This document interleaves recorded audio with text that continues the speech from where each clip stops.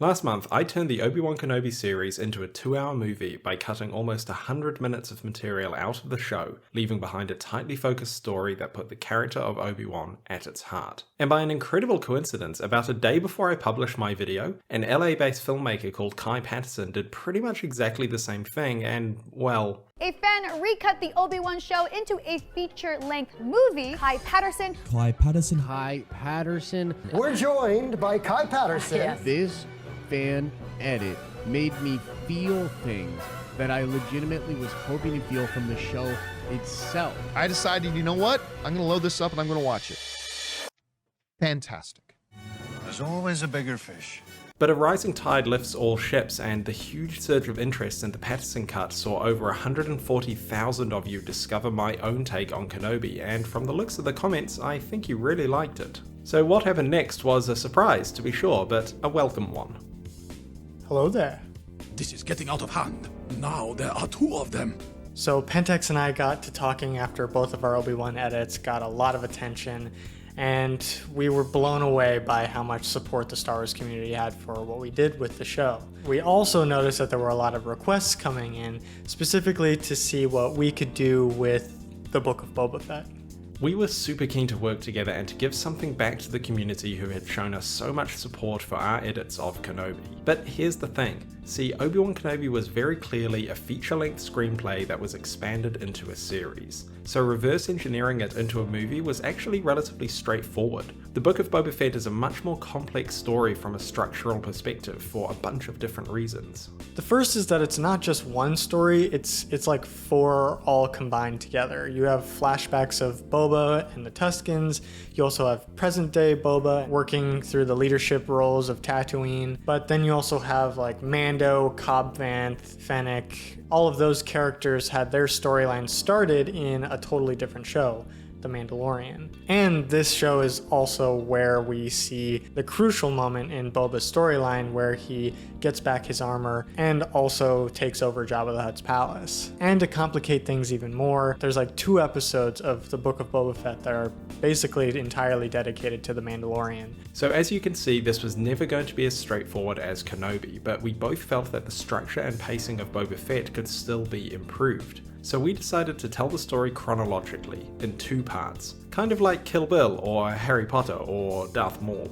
So the overall story is called Boba Fett, while each part has its own subtitle. We went back and forth a lot on these, but have settled on ones that we think reflect the overall story of that part, while also drawing directly on a line from the movie itself. So I took the lead on part 1, which is called Without a Tribe. It follows Boba's journey with the Tuskens, but it also introduces us to Cobb Vanth and Fennec Shand through the eyes of the Mandalorian. These are all characters who essentially are loners and throughout this movie are going against everything that they've ever been by creating family around them, creating a tribe. You can only get so far without a tribe. I really tried to only include the relevant parts of the Mandalorian show into Boba Fett's storyline, so this isn't really like a substitute for watching The Mandalorian, but my intention was that you could watch this and loosely follow the story of The Mandalorian because his storyline is so interconnected with Boba Fett's. Meanwhile, I got to work on part 2, called The Name of Honor. This is a movie about our characters trying to do the right thing in a lawless world. Picking up where part 1 left off, this story follows Boba and Fennec as they build a new tribe and confront the treachery and scheming of Tatooine's criminal underworld. This runs alongside Cobb Vanth standing up to the Pike Syndicate, as well as Mando coming to terms with leaving Grogu and being expelled by the other Mandalorians for his actions in part 1. He resolves to fight side by side with Boba and his new tribe In the name of honor.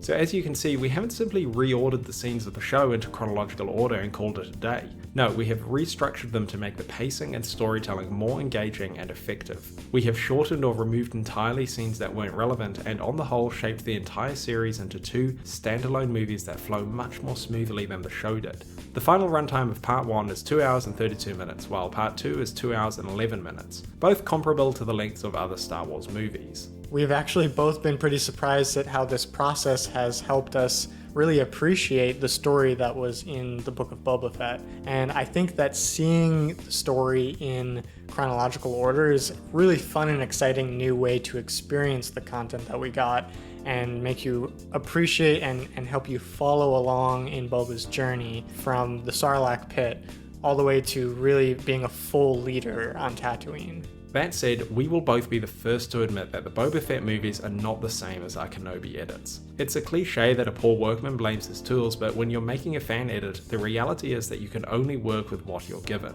Overall, Obi-Wan Kenobi tells a much more interesting story than Boba Fett, and does so in a much more conventional way, and that is reflected in our respective edits of that show. But we still think that Boba Fett's story is worth revisiting in this new, and we think improved, story structure. And just like with our Obi-Wan edits, this project was done out of the love that we have for Star Wars and all the exciting new material that we're getting from Disney.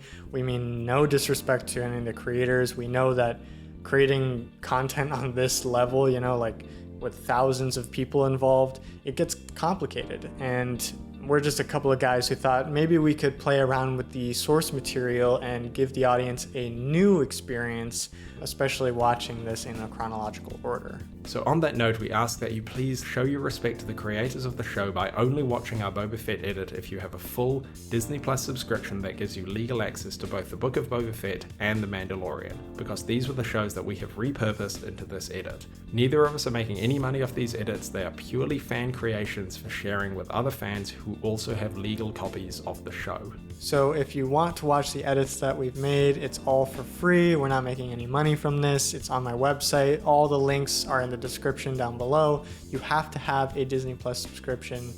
That's mandatory. You have to have a Disney Plus subscription in order to watch these. We've also made sure that there are English subtitles as well as 4 other languages. So you can go ahead and check that out now, or you can also stick around and Pentex will give you more of a detailed description and summary of some of the changes that we made and how the story flows in our 2-part movie event. Super excited to hear what you guys have to say. Just so grateful for this community, and may the Force be with you. So I'm not going to summarize every change or even give an overview of them like I did with my Kenobi explainer video, simply because it would take forever, and I think you're better off just watching the edit and being pleasantly surprised. So go do that and then come back and tell me what you thought. But before you go, make sure you turn that red button grey. Go on, do it. What I will do instead is talk through the principles me and Kai followed when retelling the story of Boba Fett, to give you an idea of the reasons behind the editing choices that we made.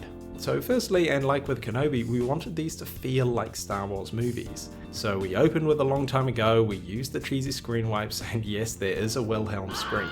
And while we of course couldn't really do anything to fix the show's production design choices, we were able to make some subtle changes here and there. Most importantly, Kai did some amazing VFX magic to make those mod scooters look like they belong in Star Wars rather than Austin Powers. Seriously, look at how much better they look now. We didn't include title crawls for the same reason we didn't include them in our Obi-Wan edits. We both agree that these should be reserved for the episodic Star Wars movies, which is also why they don't feature in the other Star Wars stories like Rogue One and Solo.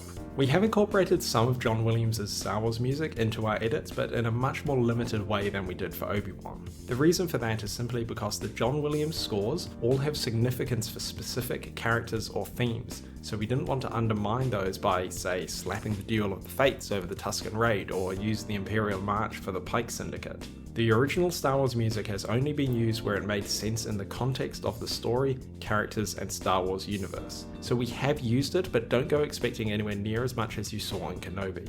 Otherwise, the changes are all pretty much structural ones aimed at keeping the story focused. For example, in the first couple of episodes of the series, Boba is snubbed by the mayor, goes to the cantina, pledges support, gets attacked by the assassins who claim to work for the mayor. Boba confronts the mayor, who denies being responsible and sends Boba back to the cantina, where he is told the Hutts have laid claim to Jabba's territory. Then Boba confirms that the mayor doesn't have the resources to send assassins, but the Hutts do. Then the Hutts try to kill him again with Chrysanthemum before finally ceding defeat. And remember, in the show, all of this is intercut with the flashbacks to the Tusken tribe storyline over the course of 3 episodes. So rather than having that convoluted wild goose chase with the mayor, I have instead combined a few scenes so that Boba only goes to the cantina once, and it is clear that the Hutts are the ones who sent the assassins in the first place. And of course this all plays out chronologically, with the Tusken tribe stuff all having taken place in part 1 as a separate story. Trust me, it's much cleaner this way. Both part 1 and part 2 are told with similar efficiencies in mind, but this is more challenging when you're dealing with two parallel storylines,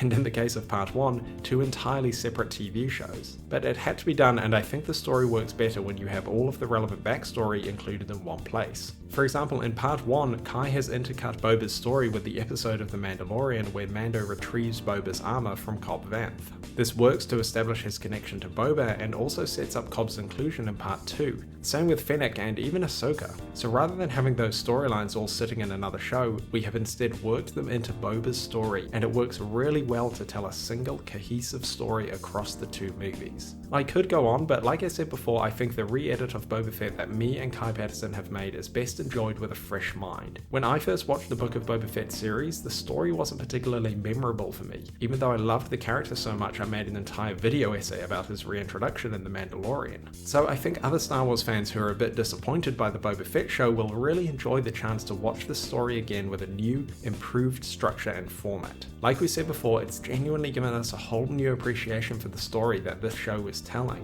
Temuera Morrison really carries the show, and it's a shame that the story, character, and its themes were let down by the structure of the series and the splitting of the story across two different TV shows. I really hope you enjoy what Kai Patterson and I have made here, and if you do, then please feel free to spread the word. Links to the edit and all of our various social channels are in the description. So once again, from me and Kai, thank you for watching and showing our edits so much love and support. May the Force be with you all.